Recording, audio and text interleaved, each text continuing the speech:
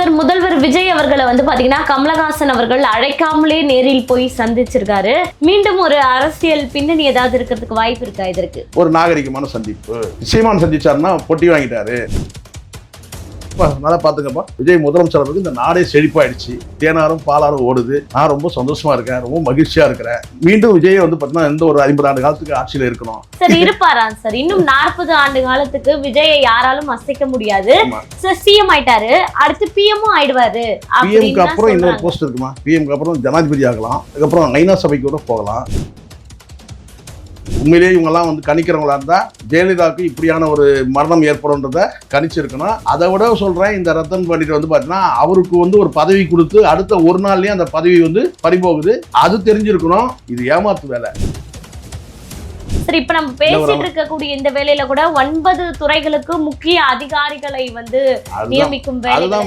அதிகாரிகள் ஆட்சி தான் இப்ப நடக்கும். அதிகாரிகள் ஆட்சி நடக்கும்போது பாத்தீங்கன்னா அவங்கள நிர்வாகம் பண்ணக்கூடிய அளவுக்கு அமைச்சர்களுக்கு அந்த நாலேஜ் இருக்கணும். இங்க இருக்கிறவங்க யாருக்கும் அமைச்சருக்குள்ள அந்த தகுதி இருக்கான்னு எனக்கு தெரியல. சரி, அனுபவம்லாம் அந்த பெரிய படிப்பு இருக்கா? அனுபவம் தேவையில்ல. எல்லாம் பெரிய கிராஜுவேட் பாத்தீங்கன்னா எல்லாமே நீங்க சொல்லலாம். உடனே ஆதவர்ஜுனா பெரிய அரசாங்கத்தை வழிநடத்தக்கூடிய அளவுக்குலாம் பாத்தீங்கன்னா ஒரு கிராஜுவேஷன் கிடையாது. சார் அப்படி பார்த்தா இதுக்கு முன்னாடி வரைக்கும் பெரிய அளவுல அதான் நான் சொல்றேன். அங்க அனுபவம் இருந்துச்சு, படிப்பறிவு இல்லைனாலும் கூட அனுபவம் வருது. ஆனா இங்க ரெண்டுமே இல்லைன்றேன். அனுபவமும் இல்லை, படிப்பறிவும் கிடையாது, நிர்வாக அறிவும் சுத்தமா கிடையாது. கலைஞரை சொந்தங்களுக்கு அன்பு வணக்கம். இன்று நம்மோடு நேர்காணலில் இணைந்திருப்பவர் சேகுவாரா ஜெய்சங்கர் அவர்கள். வணக்கம் சார். வணக்கம். நலமா இருக்கீங்களா சார்? நலமா இருக்கமா. சரி, இப்போ விஜய் அவர்கள் சிஎம் ஆயிட்டாரு. விஜய் முதலமைச்சர் பிறகு நலமா இருக்கு. அடுத்த சந்தோஷமா இருக்குல்ல உங்களுக்கு? விஜய் முதலமைச்சர் ஆட்சி 40 ஆண்டு கால ஆட்சிக்கு சமமாக இருக்கு. இப்ப எல்லாரும் பாக்குறீங்களா இல்லையா சார்? அதான் எல்லாருமே அதான் சொல்றாங்க. அதுதான் நானும் சொல்றேன். எல்லாரும் என்ன சொல்றாங்க, விஜய் அவர்கள் ஆட்சிக்கு வந்த பிறகு முதலமைச்சர் பிறகு நாடே நல்லா இருக்கு, எல்லாரும் சந்தோஷமா இருக்காங்க, எல்லாரும் பேட்டி கொடுக்குறாங்க. இப்போ நானும் சொல்றேன், என்னன்னு கேட்டீங்கன்னா விஜய் முதலமைச்சர் பிறகு பாத்தீங்கன்னா நல்லா இருக்கிறேன், சந்தோஷமா இருக்கிறேன். அதானே, அவ்வளவுதானே, இதானே எதிர்பார்த்தீங்க? அவ்வளவுதான். ரீல்ஸ் போட போறீங்களா? ரீல்ஸ் போறது இல்லை, இதுவே ரீல்ஸ் தானே ஆயிடும்.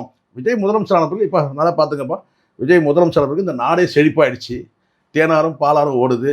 நான் ரொம்ப சந்தோஷமா இருக்கேன், ரொம்ப மகிழ்ச்சியா இருக்கிறேன். மீண்டும் விஜய் பாத்தீங்கன்னா எந்த ஒரு 50 ஆண்டு காலத்துக்கு ஆட்சியில இருக்கணும். அவ்வளவுதானே. சார் இருப்பாரா சார்? இன்னும் 40 ஆண்டு காலத்துக்கு விஜயை யாராலும் அசைக்க முடியாது. சார் சிஎம் ஆயிட்டாரு, அடுத்து பிஎம்மும் ஆயிடுவாரு. பிஎம்க்கு அப்புறம் இன்னொரு போஸ்ட் இருக்குமா? பிஎம்க்கு அப்புறம் ஜனாதிபதி ஆகலாம், அதுக்கப்புறம் ஐநா சபைக்கு கூட போகலாம், ஐநா சபை தலைவர் ஆகலாம். எடுத்து ரீல் தானம்மா, எடுத்து விடுங்க சார். நம்புங்க சார், அவருடைய மிகவும் நெருக்கமான ஜோசியர் ரத்தன் பண்டிட் அவனே ஒரு ஃப்ராடு. நீங்க என்னமா நீங்க பேசிட்டீங்க? நீங்க பாக்குறீங்களா இல்லையா? ஊடகத்தெல்லாம் பாக்குறீங்களா இல்லையா? ஒரு ஃப்ராடு சொல்றத போய் கேட்டுட்டு இருக்கீங்க பாருங்க. சார் ஒரு முக்கிய ஊடகத்துல 1 மணி நேரம் பேட்டி கொடுத்தாரு. 1 மணி நேரம் 4 மணி நேரம் பேசணும். யாரு இந்த ரத்தன் பண்டிட்ன்றவன் யாரு? அவன் ஒரு ஃப்ராடு. பார்த்தீங்கன்னா விகடனில் பார்த்தீங்கன்னா பத்திரிகை வந்திருக்கு. மனைவி பார்த்தீங்கன்னா இறந்த வழக்கில் பார்த்தீங்கன்னா அவர் கைது செய்யப்பட்டிருக்கிறாரு. தன்னுடைய மச்சினி பார்த்தீங்கன்னா அவர் அவரோட உறவு இருக்குன்னு சொல்லிட்டு அவங்க மனைவி இறந்து போயிருக்கிறாங்க. ஸோ இதெல்லாம் அதுக்கப்புறம் 2வது மனைவி இன்னொரு திருமணம் பண்ணியிருக்கிறாரு. அவங்க தான் இந்த புகாரே கொடுக்குறாங்க. சசிகலா நல்லா தெரியும், அவங்களுக்கு பின்னாடி ஒரு பெரிய மாபியா உங்களுக்கு தெரியும் நினைக்கிறேன். ஜெயலலிதாவுக்கு பின்னாடி சசிகலா இருந்தாங்க, அவங்க பின்னாடி இந்த மன்னார்குடி மாபியான்னு ஒன்று இருந்தது. அந்த மாபியாவில் ஒரு ஆள் தான் இந்த ராவணன் என்பவர். அவருக்கும் இவருக்கும் பார்த்தீங்கன்னா பணத்தகராறு நடந்திருக்கு. அதை போய் இவரே போய் புகார் கொடுத்துருக்கிறாரு. இப்படி ஒரு என்ன சொல்றதுன்னா இந்த ஜோதிடத்தின் மூலமாக விஐபிங்கிட்ட நெருங்கி அவங்ககிட்ட பணம் பறிக்கிற ஆள் சொல்லி ஊரே பேசிகிட்டு இருக்குது. அவர் சொல்லிட்டாராமா, அவர் 50 ஆண்டு காலத்துக்கு அசைக்க முடியாதுன்னு. இங்கே மக்கள் தான் எல்லாமே இந்த ராகு கேது எது சொல்கிறாங்கல்ல, இந்த ராகு கேது இதெல்லாம் மக்கள் தான். இங்கே மக்களை பல பேர் பார்த்தீங்கன்னா ராகுவாக இருக்கலாம், பல பேர் கேதுவாக இருக்கலாம், பல பேர் சனியாக இருக்கிறான். இந்த 9 கிரகங்கள் சொல்கிறாங்க இல்லையா, அதெல்லாம் பார்த்தீங்கன்னா மக்களோட மக்களே இருக்கிறாங்க. அதனால் யார் என்னெல்லாம் சொல்லவே முடியாது. அப்படி உண்மையிலேயே இவங்கெல்லாம் கணிக்கிறவங்களா இருந்தால் ஜெயலலிதாவுக்கு இப்படியான ஒரு மரணம் ஏற்படும்ன்றத கணிச்சிருக்கணும். அதை விட சொல்கிறேன், இந்த ரத்தன் பண்டிட் பார்த்தீங்கன்னா அவருக்கு ஒரு பதவி கொடுத்து அடுத்த ஒரு நாள்லேயே அந்த பதவி பறிபோகுது. அது தெரிஞ்சிருக்கணும் இல்லையா? ஸோ இதெல்லாம் அதுதான் நான் சொல்கிறேன், இது ஏமாத்து வேலை.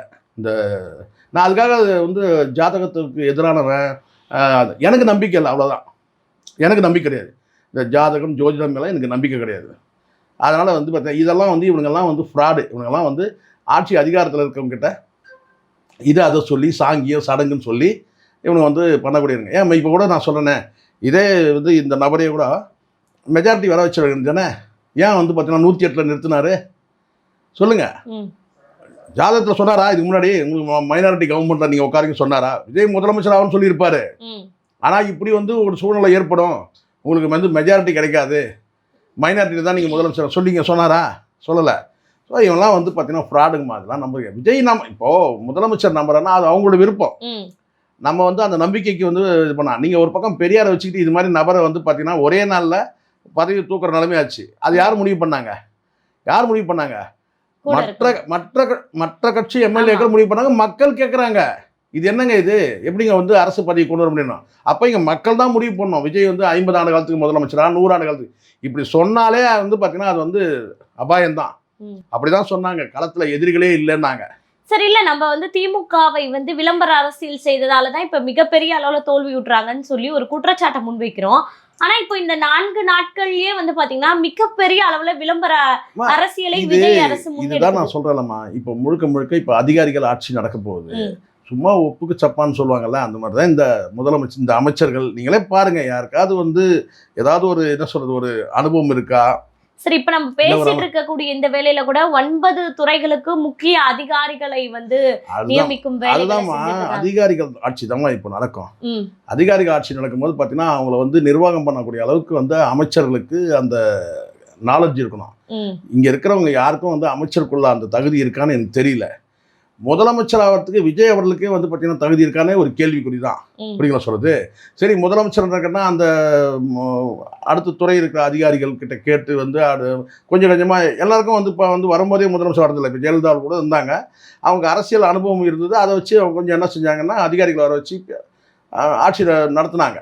ஆனால் கீழே இருந்தவங்க அத்தனை பேருக்குமே அனுபவம் இருந்துச்சு. அதுதான் நீங்கள் கவனிக்கிறேன். ஜெயலலிதா அவர்களுக்கு அனுபவம் இல்லைனா கூட அடுத்த துறையில் இருந்தவங்களுக்குலாம் வந்து பார்த்தீங்கன்னா நாவலர் நெடுஞ்செழி இருந்தார், பண்ருட்டி ராமச்சந்திரன், பெரிய அமைச்சர்கள் எல்லாமே இருந்தாங்க. அவங்களெல்லாம் வந்து கொஞ்சம் வந்து அவங்களுடைய வழிகாட்டுதல் கொஞ்சம் கிடச்சிது. அதன் மூலம் தன்னை வந்து பார்த்தீங்கன்னா தன்னுடைய ஆளுமையை வந்து ஸ்டாண்ட் பண்ணிட்டாங்க. ஆனால் இங்கே அப்படி கிடையாது. அமைச்சர்களுக்கும் அனுபவம் கிடையாது, முதலமைச்சருக்கும் அனுபவம் கிடையாது. அப்போ அதிகாரிகள் சொல்கிறது தான் இந்த அரசு முழுக்க கேட்கும் போது அதிகாரிகளுக்கான அரசாக தான் இது இருக்க போது. பொறுத்தது நம்ம பார்க்கலாம் என்ன நடக்குதுன்னு சொல்லி. நம்ம வந்து ஒரு விஷயம் நம்ம இப்போ குறுகிய காலத்தில் ஒரு விஷயம் நம்ம சொல்கிறோன்னு வச்சுக்கோமா, இவருக்கு வன்மம், இவர் எப்பவுமே வந்து விஜய்க்கு எதிராக பேசுகிறவர், எப்பவுமே டிவிக்கு எதிராக பேசுகிறவர், இவருக்கு எண்ணமே அவர் கிடையாது. இங்கே நமக்கு ஐடியாலஜி தனியாக இருந்தாலும் கூட பார்த்தீங்கன்னா அரசு மீது ஒரு பார்வை இருக்கும். அது நம்ம வன்ம பார்வை கிடையாது. அதனால் எதையே தொட்டதெல்லாம் குறை சொல்லணுன்ற அந்த எண்ணமும் நமக்கு கிடையாது. ஆனால் ஒரு விஷயம் தெளிவாக தெரியும், விஜய் அவர்களுக்கோ அல்லது வந்து அந்த அமைச்சர்களுக்கு யாருக்கும் அனுபவம் எதுவும் கிடையாது. சரி, அனுபவம்லாம் இல்லை, பெரிய படிப்பு இருக்கா?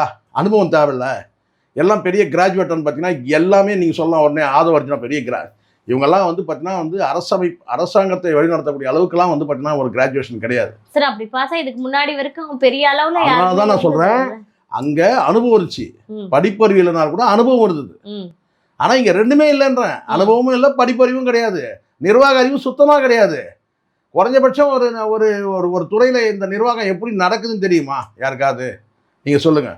இப்போ துறை அமைச்சர் ஆகிட்டாங்க, அந்த துறை நிர்வாகம் எப்படி நடக்குதுன்னு ஏதாவது தெரியுமா உங்களுக்கு? அதை பற்றிய நாலேஜ் இருக்கா? கிடையாது. சார், அதுக்கு தானே சார் வெள்ளை அறிக்கை ரெடி பண்ணுறாங்க. வெள்ளை அறிக்கைன்றது வந்து உங்களுக்கு நிதி நிலைமை குறித்து அறிக்கை தான் அது வெள்ளை அறிக்கை. அந்த வெள்ளை அறிக்கை மூலமா இந்த டிபார்ட்மெண்ட்ல என்னென்ன பிரச்சனை இருக்குன்றதையும் தெரிஞ்சுக்கலாம். இனிமே தான் தெரிஞ்சுக்கிட்டு நீங்கள் செயல்படணும். அப்போ எப்படி இருக்குன்னு பார்த்துங்க. தத்தகா புத்தகான்னு இருக்கும். எது ஓ ஏற்கனவே தெரிஞ்சு செயல்படல, இனிமேல் தான் நீங்கள் தெரிஞ்சுக்கணும். முதல்ல எம்எல்ஏக்களுக்கு வந்து என்ன அதிகாரம் இருக்குன்னு தெரியணும் முதல்ல. அதுக்கப்புறம் அமைச்சர்களுக்கு என்ன அதிகாரம் இருக்குன்னு தெரியணும் இல்லையா? இது ரெண்டுமே தெரியாது. இனிமேல் தான் தெரிஞ்சுக்கிட்டு செயல்படுறது எப்படி இருக்குது? ஏன்னா தெரிஞ்சு செயல்படுறதுன்னு ஒன்று இருக்குது, இது தெரிஞ்சு இனிமேல் தான் தெரிஞ்சுக்கணும். அப்போ பார்த்துங்க நிர்வாகம் எப்படி நடக்குன்னு பார்த்துங்க.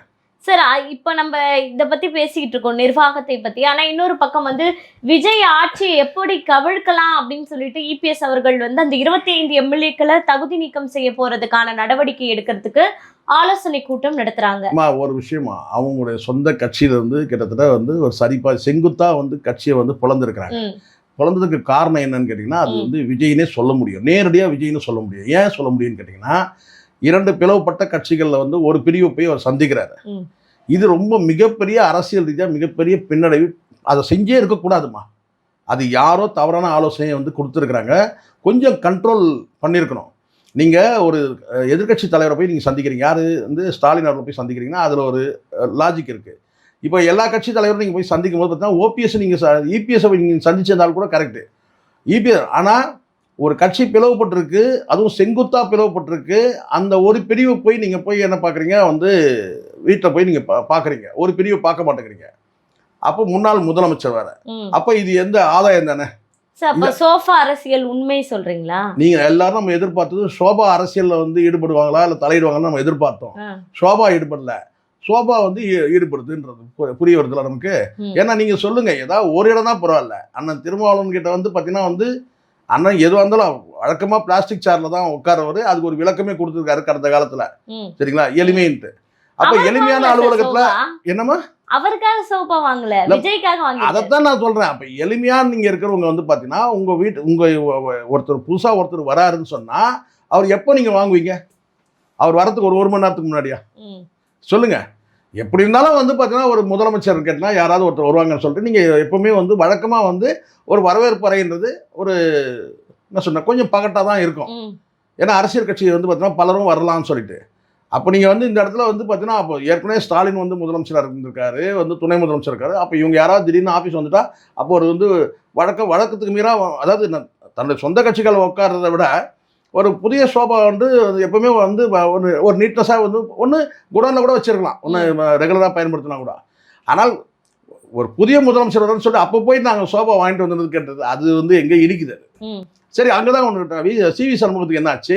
வீட்டுக்கு கூட சோபா இல்லை போல இருக்கு. அதுதான் இல்லை இப்போ அண்ணன் திருமாவளவன் ஆஃபீஸில் வந்து பார்த்தீங்கன்னா எளிமையாக தான் இருக்கும். ஒரு பிளாஸ்டிக் சேர்ஸ் தான் இருக்கும், வழக்கமான ரொட்டீன் சேர் தான் இருக்கும். அவருக்கு வந்து என்ன சொல்லணும்னா பாயில் தான் வந்து படுப்பார், கட்டில் கூட படுக்க மாட்டார், பாயில் தான் படுப்பார். அந்த மூலையில் நான் ஒரு 10 வருஷத்துக்கு முன்னாடி பார்க்கும்போது ஒரு மூலையில் பாயை சுட்டி வச்சுருப்பாங்க. அதை வந்து அண்ணன் பாயில் தான் படுப்பார். அப்படி எளிமையானவர், நான் இல்லைன்னு சொல்ல. ஆனால் இது போன்ற ஒரு வந்து ஒரு ஒரு முக்கியமான அலுவலகங்களில் வந்து யார் வேணால் வருவாங்க இல்லையா? அப்போ அந்த இடத்துல வந்து பார்த்தீங்கன்னா நான் வந்து இதே ஒரு வகையான வந்து சொன்னால் வந்து கட்டினா வந்து ஒரு வேற்றுமை தானே. விஜய் வந்தால் அவருக்கு புதுசாக வந்து ஒரு சோபா வாங்கிட்டு வரணும்னு சொன்னாலே வந்து பார்த்தா அதுவே ஒரு வகையா இல்லையா? அது வேற்றுமையா இல்லையா? அது சார் அது ஒரு மையப்படுத்தி உதயநிதி பெருமையா பேசியிருக்காருல்ல சார், புஷ்பா படம் மாதிரி. அதுதான் நான் சொல்றேன். அவர் புஷ்பா படமானில வந்து உள்ள பணம் இருந்தான்னு நமக்கு தெரியாது, நம்ம பார்க்காம சொல்ல முடியாது. ஆனா சொன்னதுல வந்து பார்த்தீங்கன்னா உண்மை இருக்கா இல்லையா? ஏன்னா ஒரு இடத்துல மட்டுமே இருந்தாலும் பரவாயில்ல. ஒரு பக்கம் இங்க விசிகா ஆபீஸ் வந்து பார்த்தீங்கன்னா அது வந்து சீமான் அவர்களை சந்திக்க போகும்போது சோஃபா போலையே சார். இல்ல அதுதான் நான் சொல்றேன் இல்லம்மா, இங்க ஒரு விஷயம் நல்லா புரிஞ்சுங்க. யாருக்கு ஆதாயம்? இப்போ வந்து விசிகா ஆதரவு தர்றதுனால விசிகா ஆதரவு தர்றதுனால ஆட்சி நிலைக்குது, சரிங்களா? அதே மாதிரி வந்து பார்த்தா சிவி சண்முகம் வந்து ஆட்சி வந்து ஆதரவு தர்றதுனால ஆட்சி நிலைக்குது. சீமான் கிட்ட எதுவுமே இல்லைல்ல. சீமான் கிட்ட எம்எல்ஏ இருந்தாங்கன்னா அப்போ பேசிட்டு நான் உங்களுக்கு ஒரு சோபா எடுத்து வரட்டமான்னு கேட்டிருப்பாங்க இல்லையா? சோபா எடுத்துனா கூட அட்லீஸ்ட் ஒரு டீப்பாயாவது சொல்லியிருப்பாங்க இல்லையா? ஒரு 2 எம்எல்ஏ ஒரு எம்எல்ஏ இருந்தால் கூட. இப்போ இவங்க ஆதரவு தேவைன்றதுனால ஒரு சோபா எடுத்துகிட்டு போயிருப்பாங்க. இப்போ எதையும் புறந்தள்ள முடியாதுல்ல. அதுவும் வந்து நல்லா புரிஞ்சுக்கணும். இந்த இடத்துல உதயநிதி அவர்கள் சொல்கிறாங்க இந்த விஷயத்த என்னன்னு, இந்த புஷ்பா படப்பாடியில் சோபா அரசியல் பண்ணாதீங்க அப்படின்னு சொல்லிட்டு சொல்கிறாங்க. அப்போ உதயநிதி அவர் சொல்கிறத வந்து நம்ம புறந்தள்ள முடியாது. ஏன்னா இது வந்து கூட்டணி கட்சி, விசிகா வந்து கூட்டணி கட்சி, தெரியும் இல்லையா? கூட்டணி கட்சினா அதான் அந்த கல்லாப்பட்டி கூட்டணி சொன்னார் இல்லையா? அந்த கல்லாப்பட்டி கூட்டணி. அப்போ கல்லாப்பட்டி கூட்டணியில் இருக்க கூட்டணியை வந்து ஏற்கனவே வந்து அதாவது கல்லாப்பட்டி கூட்டணிக்கு அந்த வந்து பார்த்தீங்கன்னா தலைமை வகிக்கக்கூடிய ஒரு கட்சி திமுக. அந்த கட்சியோட இன்னைக்கு வந்து பார்த்தீங்கன்னா ஒரு எதிர்கட்சி தலைவராக இவர் வந்து இருக்கிறாரு அப்படின்னு சொல்லும்போது அப்போ அவர் சொல்கிறத வந்து புறந்தள்ள முடியாதுல்ல. அவருக்கு ஓரளவுக்கு உண்மை தெரிஞ்சிருக்கல உதயநிதிக்கு இந்த சோபா எதுக்காக. சரி, அப்ப அவங்க அதை நிரூபிக்க ஏன் முயற்சி பண்ணல? ஏன் நிரூபிக்கணும்? நாங்க சொல்றோம், நாங்க சோபா அரசியல் தானே சொல்றோம். குதிரை பேரம் நடந்திருக்குன்றத நிரூபிச்சா ஆட்சி கவிழ்க்கக்கூடிய ஒரு ஆயுதம் இருக்குல்ல. ஒரு விஷயம் நல்லா புரிஞ்சுக்கமா, இந்த இடத்துல இவங்க எல்லாருமே ஒரே கோட்டையில ஓடணும் மட்டையா இருக்கிறாங்க, உண்மையா இல்லையா? இப்ப இங்க எங்க எதிர்கட்சி இருக்கு நீங்க நினைக்கிறீங்க? சரி, இப்ப இவங்க எல்லாருமே எல்லாமே வந்து ஸ்டாலின் அவர்கள் தான் அனுப்பியிருக்காரு வாழ்த்து தெரிவிச்சு, அப்படி சொல்றீங்களா? அப்படி இல்ல, நான் அப்படி சொல்ல வரல. இங்க என்ன நடக்குதுன்னு நீங்க பாருங்க. உள்ளபடியே வந்து யாருக்குமே மெஜாரிட்டி இல்லை. நியாயமாக என்ன செய்யணும்? கவர்னர் ஆட்சிக்கு வந்து அமல்படுத்திட்டு தேர்தலை சந்திக்கணும். இதுதான் சரியான நடவடிக்கை. அப்போ இங்கே வந்து குதிரை பேரம் மட்டும் கிடையாது. குதிரை பேரம் இருக்குது, கழுதை பேரம் இருக்குது, இதுக்கு ரெண்டும் தாண்டி வந்து பார்த்தீங்கன்னா ஒட்டக பேரம் இருக்குது. பலவிதமான பேரங்களை பார்க்குறோம். 2 எம்எல்ஏ வச்சுருந்தா அதுக்கு கணிசமான வந்து ஒரு என்ன கேட்டால் ஒரு மதிப்பு. அதே வந்து பார்த்தீங்கன்னா 24 பேர் 25 பேர் வந்தாங்கன்னா அதுக்கு ஒரு மதிப்பு இருக்க தான் செய்யுது. அப்போ இங்கே ஒட்டக பேரம்ல இருந்து கழுதை பேரம் வரைக்கும் இருக்கு. சரிங்களா? நம்ம அப்படிதான் பார்க்குறோம். நம்ம இது என்னதான் நீங்கள் இல்லைன்னு மறுத்தால் கூட வந்து பார்த்தீங்கன்னா அவ்வளோ என்ன நீங்கள் நான் வந்து பார்த்தீங்கன்னா இங்கே வந்து கொள்கையெல்லாம் விட்டுட்டு நீங்கள் ஏற்கனவே டிவிக்கவே எதிர்த்து பிரச்சாரம் பண்ணுவாங்க. இப்போ நாங்கள் ஒரு பக்கம் நாங்கள் திமுக கூட்டணியில் இருக்கிறோன்னு ஒரு வார்த்தையும், இன்னொரு பக்கம் வந்து பார்த்தீங்கன்னா டிவி கேட்க ஆதரவு. இது எப்படி இருக்கு? திமுக கூட்டணியில் இல்லைன்னு சொல்லுங்க, நாங்கள் கூட்டணியிலேருந்து வெளியே வந்துட்டேங்க, இப்போ நாங்கள் டிவி கேட்க ஆதரவு தரோம்னு சொன்னால் அதில் ஒரு நியாயம் இருக்குது. இல்லைங்க நாங்கள் திமுக கூட்டணியில் இருக்கிறோங்க, உங்களுக்கு நாங்கள் ஆதரவு தரமாட்டேங்க, அதில் சொன்னால் அது ஒரு நியாயம் இருக்குது. திமுக கூட்டணியில் இருப்பாங்களாமா, அவங்களும் அதை அனுமதிப்பாங்களாமா, இவர் வந்து பார்த்தீங்கன்னா டிவி கேட்க ஆதரவு தெரிவிப்பாங்களாம். இது எப்படி இருக்கு? ஆளுநர் ஆட்சி வரக்கூடாது. நான் என்ன வந்தா என்னன்னு கேட்கறேன். நான் வரட்டும், பாஜக வந்துடும். எத்தனை வருஷத்துக்கு இதே மாதிரி சொல்லிட்டு இருப்பீங்க? இப்போ நான் கேட்குறேன், இப்போ பாஜக வராதா? இப்போ மட்டும் வராதான்னு கேட்குறேன். இப்பவும் பாஜகவுடைய தலையீடு இருக்கதான் செய்யாதா? வராதானா யார் மூலமா வரும்னு கேட்டீங்கன்னா இதே இந்த டிவிகே மூலமாவே வரும். இப்போ வந்துட்டாருன்னா ஒரு இந்த ராதன் பண்ணிட்டு எதுக்காக கொடுத்துருக்கணும்? அவருக்கு எதுக்காக பதவி தரணும்? அரசு பதவி இருந்தால் அப்போ அவர் ஏற்கனவே ஒரு லைனில் இருக்கிறாரு. எங்க லைனில் இருக்கிறாரு? ஏதோ ஒரு பக்கம் சங்கிகள் லைனில் கூட இருக்கலாம். அவர் எதுக்காக அவருக்கு அந்த பதவியை அறிவிக்கணும்? இந்த ஜோதிடக்காரர் வந்து அவளுக்கு என்ன முக்கியத்துவம்? அப்போ அவருக்கு பின்னாடி யாரும் இருக்கிறாங்க? இந்த கேள்விலாம் இருக்க தானே செய்யுது. எப்படி 25 எம்எல்ஏக்களுக்கு பின்னால் பிஜேபி இருக்குன்னு சொல்ல வரீங்களா? நான் சொல்றது இங்க ரெண்டு பிளவுபட்ட பாருங்க, நல்லா முதல்ல புரிஞ்சுக்குமா. இங்க அதிமுக பிளவுபடுது. இப்ப எப்படி பார்த்தாலும் 34 பேர் இல்லை, இப்ப 25 பேர் தான். அப்போ வந்து 3ல் 2 பங்கு இருக்கணும். இங்க வந்து பாத்தீங்கன்னா வந்து சரிசமமா இருக்கு, பாதிக்கு பாதி தான் இருக்கு. அப்போ இந்த இடத்துல வந்து பாத்தீங்கன்னா அவங்களுடைய அந்த எம்எல்ஏக்கள் வந்து ஆதரவு தெரிவிக்க முடியாது, அமைச்சர் பதவியெல்லாம் வாங்க முடியாது. அப்படிங்களா? அது வந்து பார்த்தீங்கன்னா அப்படியே அப்படி வாங்கினாலும் அது பற்றி இப்போ வந்து கொறடா வந்து புகார் தருவார். இந்த எதிர்கட்சிகள் நடவடிக்கை, அதாவது அதிமுக தரப்பில் நடவடிக்கை எடுப்பாங்க. அவங்களுடைய வந்து நீதிமன்றத்துக்கு போனாலும் கூட பார்த்தீங்கன்னா செல்லுபடியாது. கண்டிப்பாக அவங்க வந்து 24 பேருமே வந்து 25 இருந்து 1 எகிரிட்டாரு 24. இந்த 24 பேருமே கூட வந்து அவங்க நடவடிக்கை எடுத்தாங்கன்னா கண்டிப்பாக வந்து பதவி பறி போயிடும். அப்ப இந்த அதிமுகவில் ஒருபோதும் வந்து விஜய்க்கு வந்து எந்த பலனும் கிடையாது, எந்த பிரயோஜனம் கிடையாது. இதால ஏடிஎம்கேக்கு தானே பாதிப்பு. பாருங்க, ஏடிஎம்கே பாதிப்புனா ஏற்கனவே பாதிச்சுட்டு தான் இருக்காது தொடர்ச்சியா. இப்போ வந்து பாத்தீங்கன்னா அதை வந்து நீங்க இந்த 25 எம்எல்ஏக்களை வச்சு பார்க்காதீங்க, ஒட்டுமொத்தமாக வாக்களிச்ச மக்களை பாருங்க. நீங்க வாக்களித்தவர் வந்து கிட்டத்தட்ட 1,13,00,000 பேர் வந்து வாக்களிச்சிருக்காங்க. சார், இருந்தாலும் இந்த மாதிரி அதிமுக ஆட்கள் இருக்காங்க அப்படின்னா அந்த வாக்களித்தவங்களுக்கே ஒரு அப்படி இல்லையே, அப்படி கிடையாது. வாக்களித்த வந்து மக்களுக்கு தெரியுது அதிமுக தான் வேணும்னு வாக்களிச்சிருக்காங்க. எம்எல்ஏக்கள் துரோகம் பண்றாங்க, யாராலும் துரோகம் பண்றாங்க, எதுக்காக துரோகம் பண்றாங்க அப்படின்னு பார்ப்பாங்க. சிவி சண்முகத்தாலும் துரோகம் பண்ணாங்க, சிவி சண்முகத்தை அடுத்த முறை வந்து பார்த்தீங்கன்னா ஜெயிக்க வைக்க மாட்டாங்க. இதுதான் கடந்த காலத்தில் நடந்திருக்கு. சரி, அதுக்கப்புறம் வந்து பார்த்தீங்கன்னா யார் இந்த கட்சியை உடைக்கிறாங்கன்னு பார்ப்பாங்க. விஜய் தான் உடைக்கிறாருன்னா கண்டிப்பாக வந்து எதிர்த்து வாக்களிப்பாங்க. இப்போது நான் சொல்கிறேன், இந்த அதிமுக இந்த நிலைக்கு வந்ததுக்கு காரணமே அந்த தொண்டருக்கு உள்ள அந்த இயல்பான அந்த கோபம் தான். ஏன்னா அப்போலோ ஹாஸ்பிட்டலில் வச்சுருந்தாங்க, வந்து அம்மாவை கொண்டு போய் அமெரிக்காவில் கொண்டு போய் பார்த்துக்கல அப்படின்றது அந்த பிஜேபி மேலேயும் வந்து ஒரு வருத்தம் இருக்குது, இவங்க மீதும் ஒரு வருத்தம் இருக்குது. அதனால்தான் அந்த தொண்டர்கள் வந்து பார்த்தீங்கன்னா வந்து மெல்ல மெல்ல கரைஞ்சிட்டு வரதுக்கு காரணமே அதுதான். ஸோ கரையிறவங்கலாம் எங்கே போகிறாங்கன்னு நீ நினைக்கிறீங்க? கரையறவங்களாம் கொஞ்சம் கொஞ்சமாக கட்சியை மாறிட்டு இருக்கிறான், அந்த கட்சி இந்த கட்சியும் மாறிட்டு இருக்கிறான், அவ்வளோதான். அதனால வந்து பார்த்தீங்கன்னா விஜய்க்கு வந்து இது பின்னடைவான்னு கேட்டால் நிச்சயமாக அந்த 1 கோடி பேர் வாக்களித்த 1 கோடி பேருக்கு வந்து பார்த்தீங்கன்னா விஜய் மீது வருத்தம் இருக்கு. ஏன்னா விஜய் தான் கட்சியை உடைக்கிறாரு அப்படி பேர் வந்துட்டு இருக்கு. சார், விஜயோட மோட்டிவ் என்ன சார்? திமுக காலி பண்ற மாதிரி எனக்கு தெரியல, நீங்க என்ன நினைக்கிறீங்க? இல்லை, எனக்கு தெரிஞ்சு இவங்க எல்லாருமே ஒரு சிண்டிகேட் பண்ண மாதிரி தெரியுது, அப்படிதான் நான் சொல்றேன். எல்லாருமே ஒரு சிண்டிகேட்ல இருக்கிறாங்க. அதிமுக பிரச்சனை இப்போ 2ஆ உடஞ்சிருக்கு. ஒரு பிரிவு வந்து டிவிகேக்கு வரிஞ்சு கட்டிட்டு ஆதரவு போகுது. இன்னொரு பக்கம் திமுக கூட்டணியில் இருக்கிற கட்சிகள் எல்லாமே வந்து பார்த்தீங்கன்னா வரிஞ்சு கட்டிட்டு தான் இவங்களும் போய் வந்து ஆதரவு தெரிவிக்கிறாங்க. சரிங்களா? இன்னொரு பக்கம் திமுக வந்து பார்த்தீங்கன்னா விட்டுட்டு வேடிக்கை பார்க்குது, இருக்கட்டும் இவங்க தான் அப்படின்னு. ஏன்னா நம்ம தயவுல தான் இந்த ஆட்சி நடக்குது. ஒரு பக்கம் விட்டுட்டு வேடிக்கை பார்த்தாலும் இன்னொரு பக்கம் ஸ்டாலின் அவர்கள் மாவட்ட செயலாளர்களை கூப்பிட்டு தோத்ததுக்கான காரணம் என்னன்னு சொல்றாரு. கட்சி இடைத்தேர்தல் வரும் சொல்றாரு. இடைத்தேர்தல் வரும்னு சொல்றாருமா. நான் சொல்றேன் கேட்டா இவர் இப்போ இந்த கூட்டணி கட்சிகள் வந்து வெளியே வந்துட்டாலே இடைத்தேர்தல் வருமே. அது ஏன் நாள் டேட்டு நேரம்லாம் குறிக்கிறீங்க? எப்படி இருந்தாலும் இடைத்தேர்தல் வரும்ன்றீங்க. இப்போ நீங்களே சொல்றீங்க தேர்தல் வராதுன்றீங்க. ஏன்னா கூட்டணி நம்ம ஆதரவு தெரிவிக்கிறதுனால வந்து இந்த தேர்தல் வரக்கூடாதுன்னு நினைக்கிறீங்க. ஏன்னா கவர்னர் ஆட்சி வந்துனாக்கா பிஜேபி உள்ள வந்துடும். அப்போ வந்து தேர்தல் வேணான்னு நினைக்கிறீங்க, இப்படியே கண்டினியூ பண்ணான்னு நினைக்கிறீங்க. இன்னொரு பக்கம் தேர்தல் வரும்னு நீங்கள் சொல்கிறீங்க. அப்போ எதுக்கு இந்த டெம்பரரி ஸ்டேட்டஸ்? எதுக்கு? விஜய்க்கு ஆதரவு இல்லை, மீண்டும் மக்களை சந்திக்கிட்டோம், மெஜாரிட்டி ஓட்டு வாங்கின்னு வரட்டும்.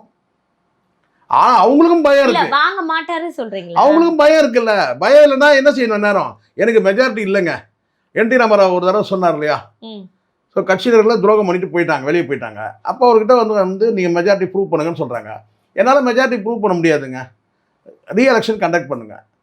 விஜய் உள்ளபடியே அதானே கேட்டுக்கணும். ரீஎலெக்ஷன் கண்டக்ட் பண்ணணும்னு சொல்லியிருந்தாங்கன்னா இங்கே வந்து பார்த்தீங்கன்னா இப்போ அவங்க அந்த அச்சம் இருக்குது அவங்களுக்கு. என்னென்னு கேட்டால் இந்த ரிசல்ட் வராத போயிட போகுது, நமக்கு அந்த வாய்ப்பு இல்லாத போயிட போகுதுன்னு சொல்லிட்டு ஒரு வருஷம் இருந்து பார்த்துட்டாங்கன்னா அதுக்கப்புறம் இங்கே ஒரே குடைச்சலாக இருந்துச்சுன்னா அப்போ என்ன வந்து எலெக்ஷன் ஆக மொத்தம் 5 வருஷத்துக்கு ஒரு நிலையான ஆட்சி இருக்க போகிறதில்ல.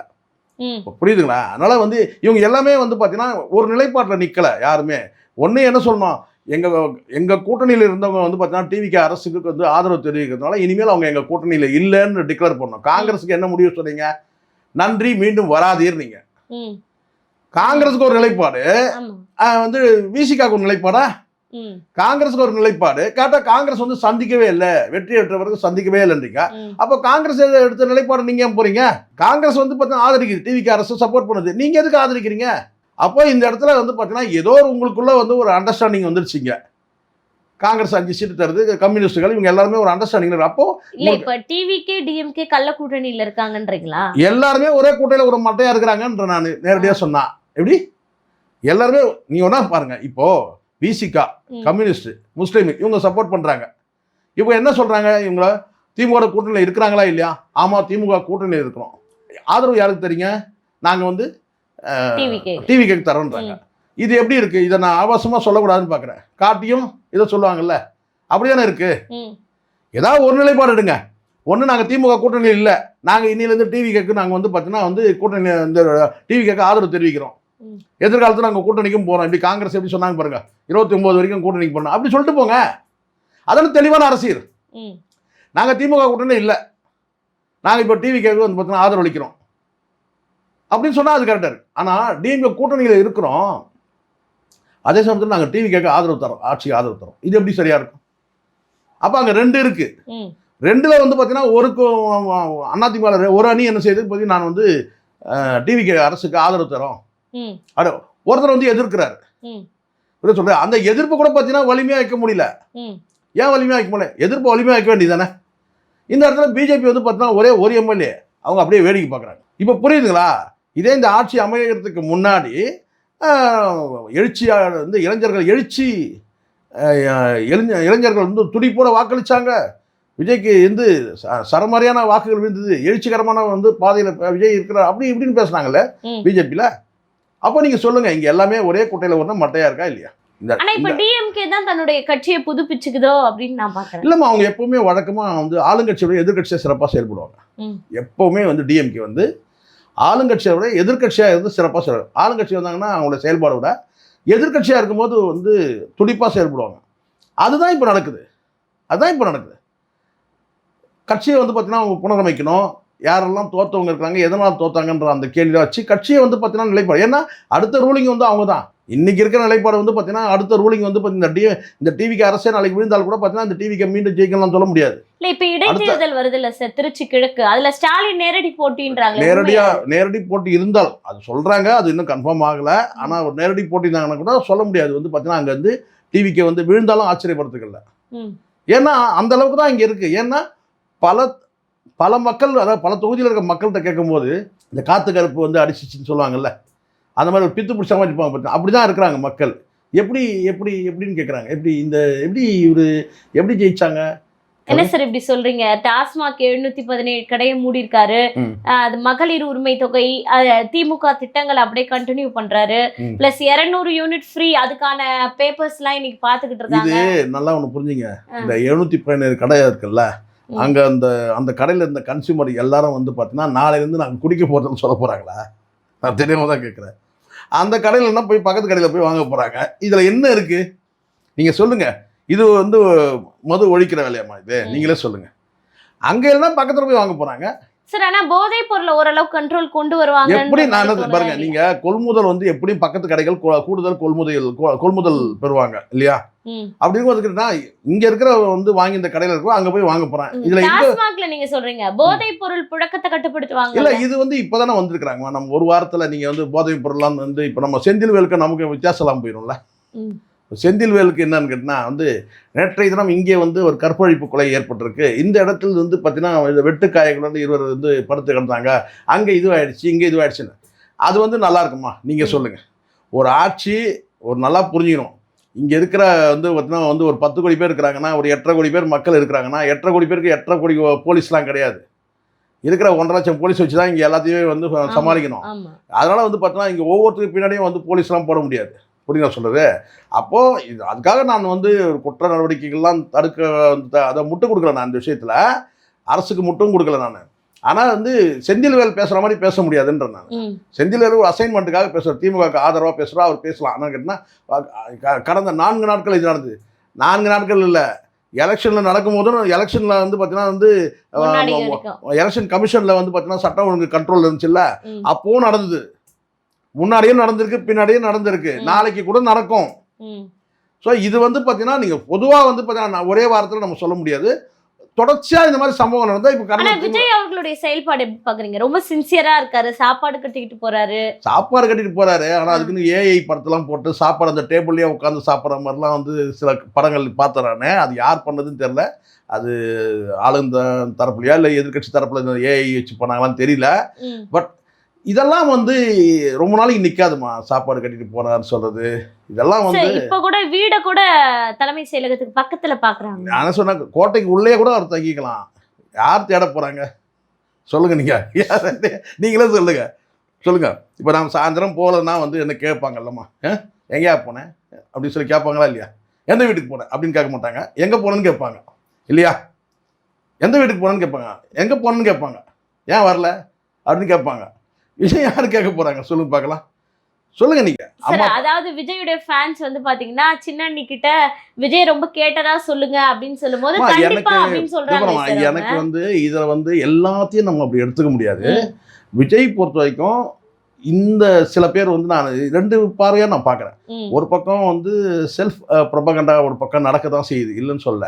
இன்னொரு பக்கம் நெகட்டிவ் செய்யறது வந்து பார்த்தீங்கன்னா எல்லாமே இவங்க செய்யறதா நீங்கள் நினைக்காதீங்க, டிவிக்கு தரப்புல செய்யலை. இன்னொரு பக்கம் ஆப்போசிஷன் தரப்புலேயே இது போன்ற செய்திகள் வந்து பார்த்தீங்கன்னா த்ரிஷா சொல்லி ஒரு ஸ்ப்ரெட் பண்ணுறதையும் நடக்கிற அந்த வேலையும் நடந்துகிட்டு இருக்குது. இப்போ திருச்சியில் வந்து பார்த்தீங்கன்னா வந்து த்ரிஷா போட்டியிட போகிறாங்க அப்படின்னு யார் சொன்னது? யாரும் சொல்லவே இல்லை. ஆனால் அப்படி ஒரு கேள்விகள் வந்து தொடர்ச்சியாக வந்து அந்த என்ன சொன்னாக்கன்னா ஒரு என்ன கேட்டால் ஒரு ரூமர்ஸ்னு கூட சொல்ல முடியாது, அதை தாண்டி வேகமாக பரவுது. என்னன்னு கேட்டால் அவங்களே வந்து சொல்கிறாங்க நான் தொடர்ந்து படத்தில் நடிக்கணும், நான் போட்டியிடலன்னு சொல்கிறாங்க. ஆனால் த்ரிஷா போட்டிடுவாங்களா அப்படின்னு சொல்லி தொடர்ச்சியாக வந்து அந்த தகவல் பரவுது.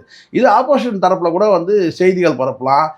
என்ன கேட்டால் விஜய் அவர்களுக்கு மெஜாரிட்டி குறைஞ்சதுக்கு காரணமே வந்து பார்த்திங்கன்னா நெகட்டிவாக வந்து தகவல்கள் வந்து ஸ்ப்ரெட் ஆனது ஒரு காரணம். என்னதான் நீங்கள் ரூட் மாவியாலாம் வச்சு உங்களை வந்து செல்ஃப் ப்ரொபகண்டா பண்ணாலும் கூட நெகட்டிவாக வந்து பல வந்து தன்னெழுச்சியாக நல்லா கவனிக்கிறீங்க, தன்னெழுச்சியாக பண்ணது ஊடகங்கள் கட்டமைச்சது ஒரு பக்கம் இருக்கட்டும்.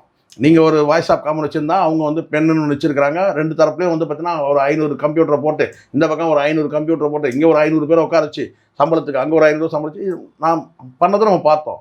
ஆனாலும் இதை தாண்டி வந்து மக்கள்கிட்டயே ஒரு பார்வை இருக்குல்ல, மக்கள்கிட்டயே வந்து தகவல் ஷேரிங்ஸ்னு ஒன்று இருக்குல்ல, தானாகவே தன்னெழுச்சியாக ஷேர் பண்ணுறதுன்னு ஒன்று இருக்குல்ல, அது வந்து யாருமே வந்து பார்த்தீங்கன்னா விஜய் பொறுத்த வரைக்கும் அந்த கல்யாணத்துக்கு வந்து த்ரிஷாவுக்கு கல்யாணத்துக்கு கூப்பிட்டு போகாமல் இருந்திருந்தால், அல்லது வந்து பார்த்தீங்கன்னா வந்து அந்த அம்மா வழக்கு போட்டாங்க இல்லையா சங்கீதா, அந்த வழக்கு போடாமல் இருந்திருந்தால் குடும்ப வாக்குகள் பெற்றிருப்பார். கூடுதலாக கூட ஒரு 10 எம்எல்ஏ கிடச்சிருக்கலாம், மினிமம் ஒரு 10 எம்எல்ஏ கூட கூடுதலாக கிடச்சிருக்கலான்றது நான் நினைக்கிறேன். இப்போ பதவி ஏற்பு விழா கூட வந்தாங்களே சார். இல்லை அதுதான் நான் சொல்கிறேன், அந்த நெகட்டிவான ஒரு பார்வை இருக்குது.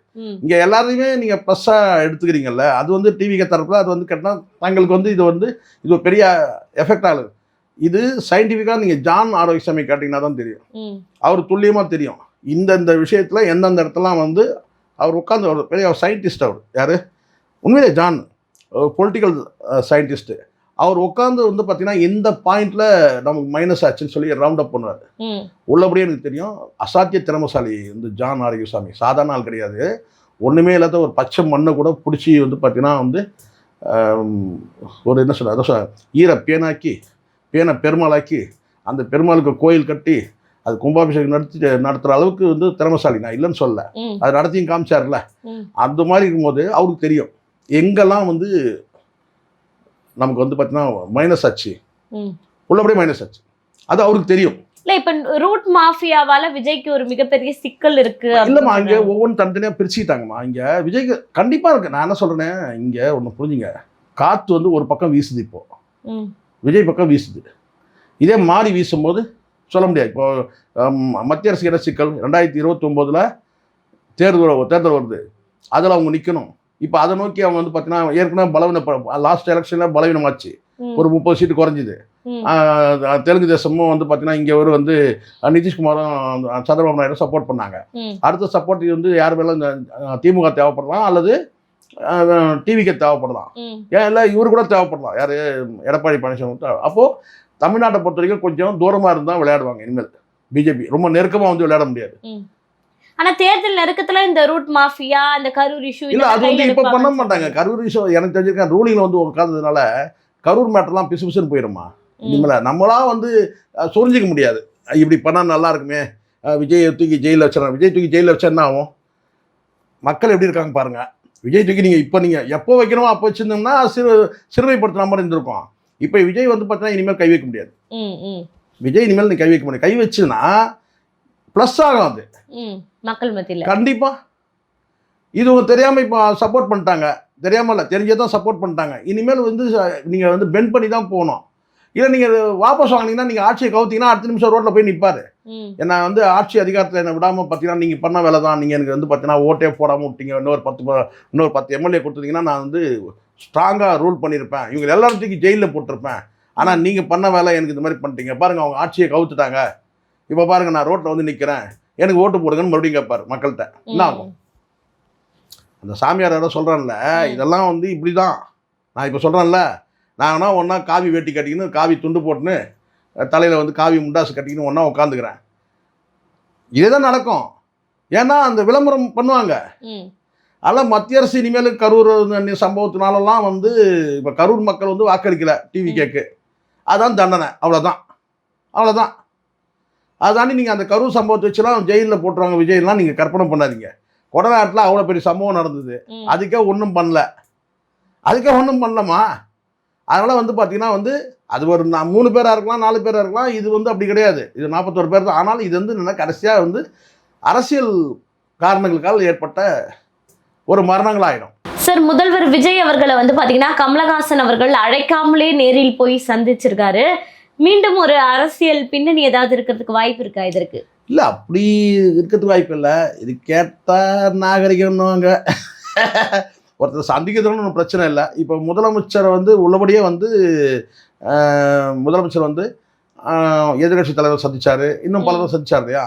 அந்த மாதிரி சந்திக்கிறதுக்கு நேரம் கேட்டிருக்கலாம், ஒருவேளை நேரம் கேட்டிருக்கலாம். இவர் நேரம் இல்லை எனக்குன்னு சொல்லியிருக்கலாம், கமல் நேரம் இல்லை சொல்லலாம். இல்லை நான் வந்து சந்திக்கிறேன்னு சொல்லிட்டு கூட நீங்கள் வராதிங்க, நீங்கள் ஒரு முதலமைச்சர் பொறுப்பு பதவியில் இருக்கிறீங்க, நான் வரேன்னு சொல்லிட்டு கூட போய் சந்திச்சிடலாம். அப்படி தான் நடந்திருக்குன்னு நான் நினைக்கிறேன். ஏன்னா ஒரு முதலமைச்சர் வந்து பார்த்தீங்கன்னா இதுவே அதீதமாக எனக்கு தெரிஞ்ச வரைக்கும் விஜய் வந்து அது யாரோ தவறாக வழி நடத்துகிறாங்க. நீங்கள் ஜெயலலிதா மாதிரி ஒரு பெரிய கல்ட்டுன்றதை நீங்கள் காட்டிக்கிறீங்க கடந்த காலத்தில், எலெக்ஷனுக்கு முன்னாடி காட்டினீங்க. இப்போ வந்து நீங்கள் ஜெயிச்சு வந்ததால் கூட பார்த்தீங்கன்னா ஒரு கட்சி தலைவர்ன்ற அடிப்படையில் வந்து பார்த்தீங்கன்னா நீங்கள் வந்து ஒரு முதலமைச்சர் ஆகிட்டீங்க. ஒரு முதலமைச்சர்னா வந்து ஒரு எதிர்கட்சி தலைவரை போய் நீங்கள் சந்திச்சிங்கன்னா கூட அது வந்து ஆரோக்கியமாக எடுத்துக்க முடியும். அப்போ கூட எதிர்கட்சி தலைவர் வந்து இன்னும் தீர்மானம், சட்டசபை எதிர்கட்சி தலைவர் கிடையாது, யார் ஸ்டாலின் வந்து உதயநிதி தான் எதிர்கட்சி தலைவராக வந்து அங்கே டிக்ளேர் ஆகிருக்கு. அப்படி இருக்கும்போது ஒரு எதிர்கட்சி தலைவர்னு போய் பார்க்குற ஒரு முன்னாள் முதலமைச்சர் அடிப்படையில் ஸ்டாலின் அவர்களை போய் சந்திச்சிருக்கலாம், எடப்பாடி பழனிசாமி அவர்களை சந்திச்சிருக்கலாம். அதுக்கப்புறம் மற்ற எல்லா சந்திப்புமே அவாய்ட் பண்ணியிருக்கலாம் நான் நினைக்கிறேன். அது நான் சொல்றது சரியான கருத்தாக இருக்குங்க. யாரையுமே வந்து சந்திச்சிருக்கூடாது. அப்படி சந்திக்கிறது தான் முன்னாள் முதலமைச்சர் முன்னாள் எதிர்கட்சி தலைவர்கள்ன்ற முறையில் 2 பேர் மட்டும் தான் சந்திச்சோம்னா, ஒன்று ஸ்டாலின், அந்த வந்து இவர் யாருன்னா எடப்பாடி பழனிசாமி. மீதி யாரையுமே சந்திச்சிருக்கக்கூடாதுன்றது என்னுடைய எண்ணம். இல்லை சார், இப்போ வந்து பார்த்தீங்கன்னா திமுகவினுடைய கூட்டணி கட்சிகள் எல்லாருமே விஜய் அவர்கள் கூட இருக்காங்க. அதாவது இப்போ கமல்ஹாசன் அவர்களும் இவரை போய் சந்திக்கிறாரு.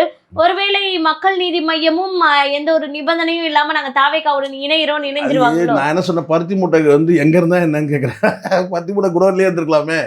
இப்போவே நான் சொல்கிறேன், நீங்கள் இந்த மக்கள் நீதி மையம் இதெல்லாம் என்ன கடந்த காலத்தில் என்ன சாதிச்சாங்க? நாம் தமிழர் கட்சி வளர்ச்சியை தடுத்தாங்க. இதை விட வேற என்ன சாதிச்சாங்க? ஒரு ராஜ்யசபா, அதுதான்மா, அதை வச்சு கொண்டு போய் கொடுத்து ஒரு ராஜ்யசபா எம்பி வாங்கிட்டாரு. இந்த வீட்டில் இருந்து பழைய பொருளாக இருந்தால் என்ன செய்வோம், வீணாக போனால் என்ன செய்வோம், அது கொண்டு போய் அப்படி இப்படி சுட்டி கட்டி ஒரு பையில் கொண்டு போய் போட்டு பேரிச்சம்பழம் வாங்கிடுவோம்ல. ஒரு காலத்தில் பேரிச்சம்பழம், இப்போ அதெல்லாம் தரதில்லைன்னு நினைக்கிறேன் இல்லையா. இந்த பழைய ஸ்கிராப் கடையில் என்ன தராங்க, இப்போ காசாக கொடுத்துறாங்கன்னு நினைக்கிறேன் இல்லையா. மரவள்ளி கிழங்கு, ஒரு வீட்டில் மரவள்ளி கிழங்கு பேரிச்சம்பழம் இதெல்லாம் கொடுப்பாங்க. ஒரு ரோட்லேயே இடைக்கு நம்ம என்ன ஸ்கிராப் போட்டோம்னா அந்த ஸ்கிராப்புக்கு வந்து பார்த்தோம்னா ஒன்று பேரிச்சம்பழம் கொடுப்பாங்க, அல்லது இந்த மரவள்ளி கிழங்கு கொடுப்பாங்க. இப்போ வந்து என்ன தராங்கன்னு தெரியல. இப்போ ரோட்டில் வராங்களா, வந்து வராங்க தெரியல, வராங்க. ஆனால் இங்கே என்ன தராங்க, இந்த காசு தான் கொடுத்துறாங்கன்னு நினைக்கிறேன். ஸ்கிராப் கிழங்கு தராங்களா, அந்த மாதிரி தான் வந்து அவர் வந்து அந்த எம்பி பதவி வாங்கினது அப்படி தான் நான் நினைக்கிறேன். சரிங்களா. ஏன்னா இந்த தேர்தலில் அவர் ஏதாவது ஒரு குறைஞ்சபட்சம் ஒரு 2 சீட் வாங்கியிருக்கணும். டிஎம்கே சைட்லேருந்து சட்டமன்ற உறுப்பினர் என்ன நோக்கத்துக்காக கட்சி தொடங்கினாங்க, சட்டமன்றத்தில் போய் ஏதாவது வந்து மக்கள் குறைகளை கேட்கணுன்றது தானே. அது இங்கே நடக்கல. புரியுமான்றது கிடையாது, பேசுறது இல்ல அவர் பேசலாமா, கட்சிக்காரங்க போய் பேசலாம்னா புரிய தானே செய்யும். அதுக்கு நீங்க ஒண்ணுமே புரியாது சொல்ல முடியாது. கமல் அந்த அளவுக்கு கிடையாது. எவ்வளவு கஷ்டப்பட்டு டிவி எல்லாம் முடிச்சாரு தெரியல. அதுக்காக இல்ல, ஒரு 2 எம்எல் 2 சீட்டாவது கேட்டு வாங்கி இருந்தாருன்னா கூட அது நியாயமா இருக்கும். எதுவுமே வாங்கலை, அதுக்கப்புறம் வந்து ஒட்டுமொத்தமாக கட்சியை அடமானம் வச்சுட்ட மாதிரி தான் ஆச்சு அது கிட்டத்தட்ட. இப்போ போய் விஜய் போய் சந்திக்கிறது நான் நினைக்கிறேன். விஜய் வந்து நான் உங்களை சந்திக்கணும்னு கேட்டிருப்பாரு. இவர் என்ன சொல்லிப்பாருன்னா, இவர் பெருந்தன்மையானவர் இல்லையா, நானே வந்து உங்களை வீட்டில் வந்து சந்திக்கிறேன் அப்படின்னு சொல்லிட்டு வீட்டில் போய் சந்திச்சிருக்கலாம் ஒரு வேலை. இல்லை அந்த வீடை பார்க்க போயிடலாம். யூரோப்பியன் மாடல் என்ன வீடு கட்டிட்டு இருக்கிறார் கமல். யாரு கமல் தெரியல, தெரியுது அவங்களுக்கு. கமல் ஒரு வீடு கட்டிட்டு இருக்கிறாரு.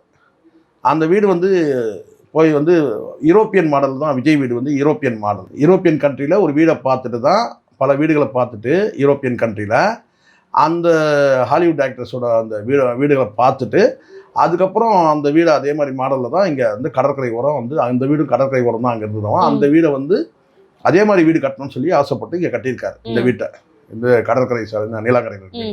ஸோ அதை வந்து ஒரு வீடையும் பார்க்கறதுக்காக போயிருப்பார். நான் வீட்டையும் அப்படியே சுற்றி பார்த்த மாதிரி இருக்கட்டும் அப்படின்னு சொல்லி கூட போய் பார்த்து இருக்கலாம் ஒரு வேலை. ஆனால் இது ஒரு என்ன சொன்னால், ஒரு வழக்கம் போல் நம்ம என்ன சொன்னோம், இதை ஒரு நாகரிகமான சந்திப்பு. சீமான் சந்திச்சாருன்னா பொட்டி வாங்கிட்டாரு அப்படின்னு சொல்லுவாங்க. கரெக்டா, சீமான் சந்தித்தா பொட்டி வாங்கிட்டாரு அப்படின்னு சொல்லுவாங்க. இது வந்து பார்த்தீங்கன்னா நாகரிகமான சந்திப்பு அப்படின்னு சொல்லி சொல்லுவோம். நடப்பு கால அரசியல் குறித்து பல்வேறு தகவல்களை பகிர்ந்துக்கிட்டீங்க. தொடர்ந்து பேசுவோம். நன்றி.